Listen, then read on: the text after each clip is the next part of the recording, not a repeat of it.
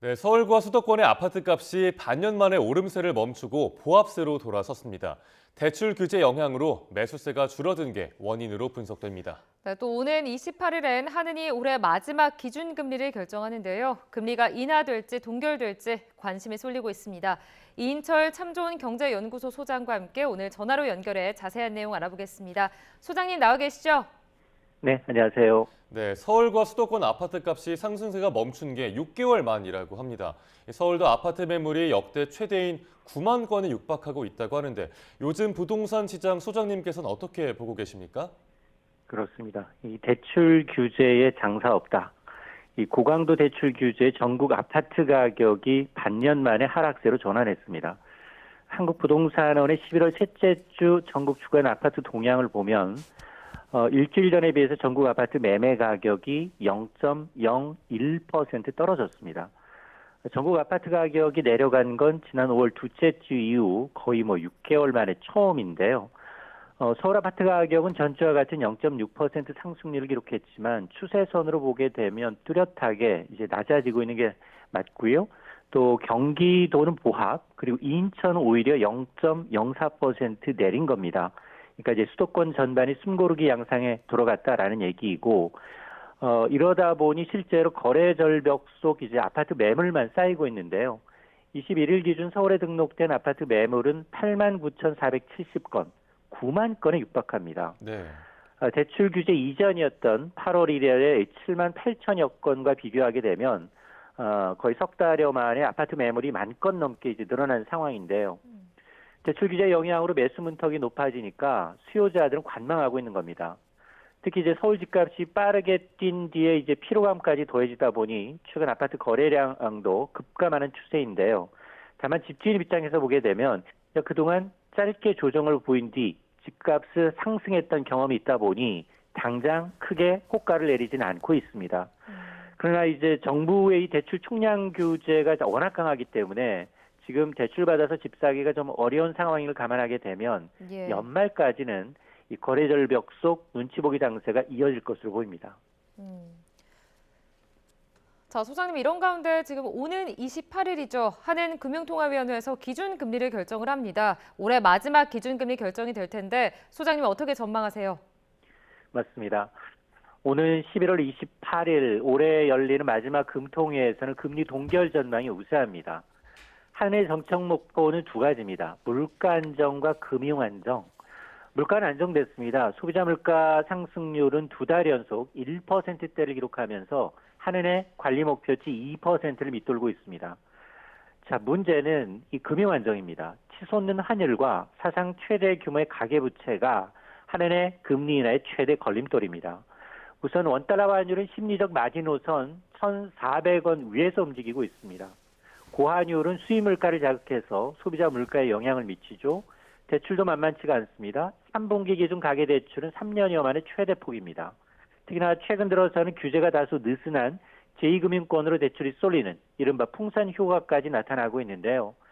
지난 9월에 3천억 원 줄었던 제2금융권 가계대출이 지난달에는 2조 7천억 원, 3년 만에 가장 큰 폭으로 늘어난 겁니다. 따라서 환율이 안정되고 가계대출이 증가세가 좀 잦아들지 않는다면 이 금융 안정을 달성해야 하는 한은으로서는 금리 인하에 나서기 쉽지 않은 상황이다라는 겁니다. 근데 트럼프 전 대통령 취임할 경우 내년 네. 강달러 정책이 더 강화될 수가 있는데요. 이렇게 되면 한은의 금리 인하가 더 어려워질 가능성이 큽니다. 다만 기대를 걸고 있는 건 올해 마지막 미국의 12월 FOMC에서 추가적으로 기준금리를 내리고 또 내년 점도표상 미국이 4차례 정도 기준금리 인하 로드맵을 따라주면 그나마 달러가 좀 약세로 돌아서지 않겠느냐라고 희망을 하고 있는데 그럴 경우 한국은행도 추가로 금리를 인하할 여지는 남아있지만 현재로서는 희망 고문이 될 가능성이 상당히 높습니다. 네.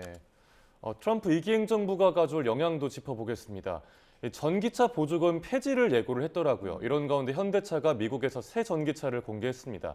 현대차가 새로운 전기차로 트럼프발 암초 뛰어넘을 수 있을 거라고 보십니까? 그렇습니다. 지금 트럼프 전 대통령 당선인 정권인 스팀이 움직이고 있습니다. 이 IRA, 인플레이션 감축법을 폐지하겠다. 이걸 검토하고 있다라는 소식인데요. 네. 이 인플레이션 감축법 IRA는 배터리나 핵심 광물 등에 대한 원산지 요건을 충족하고 미국에서 자동차 만들면 전기차 소비자 입장에서 한 대당 최대 7,500달러, 1,000만 원 가량의 세액 공제를 받을 수 있는 제도입니다. 이 IRA를 폐지하게 되면 세제 혜택 믿고 미국에 투자를 늘려온 현대차뿐 아니라 우리나라의 배터리 제조사도 타격이 불가피한데요. 현대차는 이에 대한 이제 대응 방안의 일환으로 미국의 소비자 심리를 겨냥하고 있습니다. 미국 소비자들은 대형차, 큰 차를 선호하기 때문에 대형, 전기, 스포츠 유틸리티 차량 지금 굉장히 잘 팔리고 있는데요. 아이오닉 9을 미국에서 공개한 겁니다. 네. 이 아이오닉 9은 미국 현지에서 생산해서 비용을 절감하고 보조금 축소에 대비하겠다는 겁니다. 대신에 성능을 높였습니다. 그래서 이제 이 보조금 축소에 대한 어떤 선제적 대응하겠다라는 의도인데요. 물론 트럼프의 의대대로 이제 보조금이 축소될 경우 아이오닉 9의 경우는 뭐 성능이나 디자인, 현지 생산 등으로 승부를 걸겠다라는 건데 이렇게 이제 비가격적 요인으로 경쟁력을 강화하게 되면 중장기적으로 미국 시장에서 입지가 좀 강화되면 물론이고 예. 글로벌 시장에서도 성장 가능성이 크다라고 본 건데 사실 현재 미국의 전기차 시장 부분에서 현대차 입지는 테슬라에 이어서 2위입니다. 그러니까 테슬라의 본격 진검 승부가 시작이 됐는데 근데 일론 머스크는 트럼프 행정부에 입각까지 했습니다. 네. 상당히 현대차로서는 버거운 4년이 될 가능성이 높지만 저는 그럼에도 불구하고 중장기적으로 현대차가 고성능, 안전, 프리미엄 차량으로 승부를 보는 것은 맞다고 봅니다. 소장님, 그리고 가을 배추가 또 출하가 되면서 이 한때 9,000원을 육박하던 배추값이 10개월 만에 2,000원대로 떨어졌다는 반가운 소식도 있습니다. 이 부분도 좀 짚어보겠습니다. 이상기후 때문에 아무래도 이 농산물 수급 불안, 그리고 또 식품과 외식 물가도 여전히 높은 상황인데 어떤 추가 대책이 필요할 거라고 보세요? 맞습니다.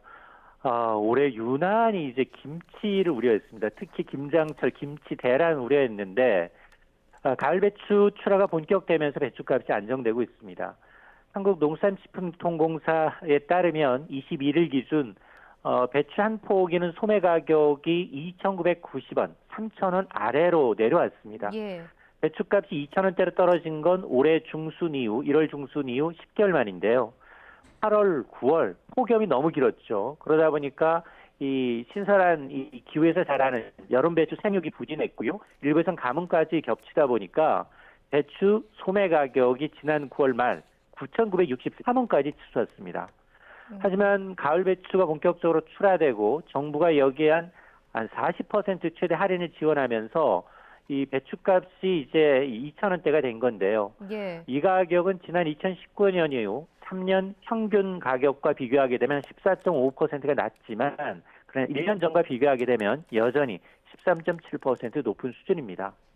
근데 다행히 지금 이 김장 재료라고 할 수 있는 마늘, 고춧가루, 젓갈류와 같은 대부분의 재료가 평년 수준으로 안정돼 있고요. 물론 무 가격이 상당히 좀 비쌉니다. 김장철 이제 무 한 개 소매 가격이 한 2,630원 선으로 1년 전에 비해서 86%, 평년과 비교해도 30% 가까이 높은 상황인데 어쨌든 주재료인 배추값이 하락하는 등 일부 농산물 가격이 안정세를 보이고는 있습니다만 구조적인 문제가 남아 있습니다. 네. 이상기후와 이제 농산물 수급 불안으로 인해서 식품 물가, 외식 물가는 사실 굉장히 좀 불안합니다. 한번 등장하지 않은 김치가 나타나기까지 좀 식당에서는 좀 시간이 걸릴 수밖에 없는데 근데 배추하면 풍년일 때는 갈아엎고 흉년일 때는 파동 수준으로 가격이 치솟는다는 겁니다. 이 기후 변화에 따른 수급 조절이 잘 안 되는 품목 가운데 하나다 보니 정부 입장에서는 계약 재배 물량을 늘리고 비축 물량을 좀 탄력적으로 확대해서 가격 변동성을 좀 줄이는 방안을 그리고 중장기적으로는 이 기후 변화에 강한 품목을 개발해서 안정적 생산 환경 조성이 필요해 보입니다. 네. 이번엔 기업 얘기를 좀 해보겠습니다. 재계 서열 6위인 롯데그룹, 최근 심각한 유동성 위기에 직면했다는 설이 나돌아서 좀 시끄러웠었잖아요. 이게 그룹에서는 유동성에 좀 문제가 없다는 입장이고 반면 또 백화점 점포를 매각한다는 얘기도 나오는 것 같던데, 네, 이 배경 어떻게 보고 계십니까? 맞습니다. 최근에 이제 유튜브에 이제 출처 분명의 일명 이제 지라시라는 정보지를 통해서 롯데그룹이 다음 달 초에 유동성 위기에 처해서 제2의 대우그룹처럼 공중분해될 것이다, 파산할 것이다라는 루머가 나돈 겁니다. 상당히 좀 비약적이고 이게 좀 언뜻 보면 이해가 안 가지만 그러나 그 내용이 상당히 구체적이었다는 겁니다. 롯데그룹의 차입금이 39조 원으로 재계에서 네 번째로 많은데 그룹 전체에서 올해 벌어들이는 당기 순이익은 1조 원 수준에 그쳐서 상환 능력이 떨어진다. 유통계열사를 중심으로 직원의 절반 이상을 감원할 것이다. 내용이 담긴 겁니다. 이 소식이 전해진 다음 날 주식시장이 난리가 났습니다. 네. 롯데그룹의 주요 계열사의 주가가 하루 만에 5에서 10% 이상 하락하면서 52주 장중 신저가를 기록한 겁니다. 부랴부랴 롯데그룹이 일제히 사실 무근이다. 그리고 최초의 이 루머를 발생한 데에 대해서는 법적으로 강경하게 처벌하겠다라고 이제 얘기를 했음에도 불구하고 주가 하락을 막지는 못했습니다. 투자자 입장에서도 아니땐 굴뚝에 연기 나겠느냐.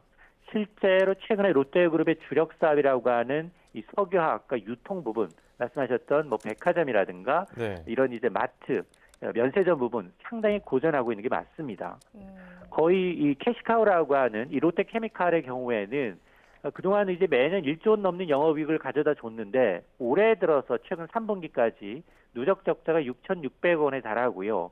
화학산업은 공급 과잉에 저가 중국산에 밀려 점점 실적이 악화하려 있습니다. 또 PF 부실 때문에 롯데건설이 유동성 위기에 처하자 롯데케미칼이 지급보증을 서는 등 계열사 지원까지 나선 겁니다. 온라인 부분에 있어서도 이 롯데오는 2020년 사업 출범도 좀 늦었습니다만 올해 상반기까지 누적 적자가 5천억 원을 넘어섰습니다. 결국 롯데그룹은 저희는 부동산과 현금 자산을 합치면 71조 원 이상 보유하고 있습니다. 이제 유동성 위기 진화에 나서고는 있는데요. 물론 롯데그룹이 대우그룹처럼 공중분해된다라는 건 지나치게 과장된 측면이 있습니다. 하지만 루머의 배경이 된 구조적인 문제, 주력 사업인 화학과 유통업체에 대한 사업 부분에 대한 침체 부분, 부채 관리 부분, 이 근본적인 해결책이 뒤따르지 않는다면 투자자들의 신뢰를 완전히 회복하기까지는 쉽지는 않아 보입니다.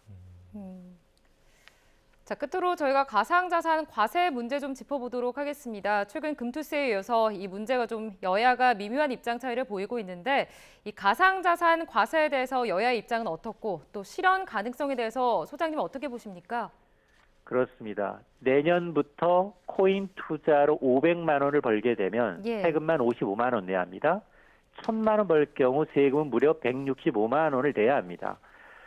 현행 소득세법상 내년 1월 1일부터 가상자산 투자 소득 가운데 기본공제금액 250만 원 제외하고 초과 금액에 대해서 지방세 포함 22% 세금을 물어야 합니다. 당초 이제 가상자산 과세는 2021년 시행될 예정이었지만 두 차례 유예된 바가 있죠. 정부 여당은 과세 체계가 좀 미흡하다. 그리고 800만 가상자산 이 투자자들 보호해야 한다라는 이유로 과세를 2년 이상 유예하자라는 입장인데 그러나 이제 입법 주도권을 쥔 더불어민주당의 경우에는 소득 있는 곳에 세금을 왜 안 걷느냐 세수 결손 문제를 들어서 과세 유예에 반대하고 있습니다. 다만 과세 공제 한도를 250만 원이 아니라 5천만 원으로 상향하는 보완책을 마련하겠다. 그러더라도 예정대로 시행하겠다는 입장인데요. 논란의 핵심은 뭐냐? 1,400만 명 주식 투자자 반발하니까 금투세는 없애더니 가상 투자자 800만 명이 반대하는데 세금을 물린다? 이거 과세 형평성이 문제가 있다라는 겁니다. 실제로 이제 이 가상자산 투자자들은 지금 과세 자체를 반대하는 목소리가 상당히 강하죠. 그러다 보니까 일부에서는 표합회 장사 없다. 결국은 또 이제 유예 내진 폐지되지 않겠느냐라고 이제 보는 분들도 있는데요. 어쨌든 지금 이 가상자산에 대해서 이제 청년층 투자자들은 이 하나의 정치적 메시지로 해석을 하고 있다는 겁니다. 실제로 코인 과세를 반대하는 국회 청원 게시판에 하루 만에 6만 명에 가까운 분들이 서명을 했습니다. 이제 국회가 답을 해야 되는 상황입니다. 금투세 폐지처럼 표합회 장사가 없을지 아니면 800만 명에 달하는 가상자산 투자자들의 반발에도 불구하고 과세를 강행할지 이번 달 말 예정돼 있죠. 내년 세법 개정안에서 결론이 날 것으로 보입니다. 네, 알겠습니다. 여기까지 듣겠습니다. 지금까지 이인철 참좋은경제연구소 소장과 함께 이야기 나눠봤습니다. 소장님 오늘 말씀 고맙습니다. 네, 고맙습니다.